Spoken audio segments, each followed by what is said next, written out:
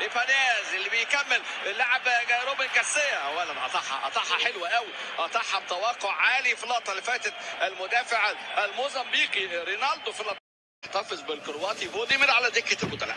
احنا ضد الاوراق اللي ممكن يعتمد عليها، وايضا اللاعب مونكيولا. ادي عملنا انطلاقه جريزمان ده حلو جريزمان وبسرعته جريزمان اللي بيحاول، لكن اماميه اتلعبت الكره على طول.